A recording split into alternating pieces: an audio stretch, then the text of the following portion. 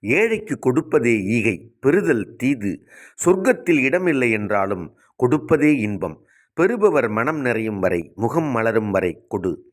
உதவி கேட்பவரிடம் தன் இயலாமை சொல்லாமல் உதவுதல் நல்ல குடும்பத்தின் பண்பு. பசித்தவருக்கு உணவிடுவது தவத்தை விட மேலானது. உன் பணத்தை பாதுகாத்து பல தலைமுறைக்கும் வட்டி கொடுக்கும் உண்மையான வங்கி எது தெரியுமா? ஏழைகளின் பசியை போக்குவதுதான்.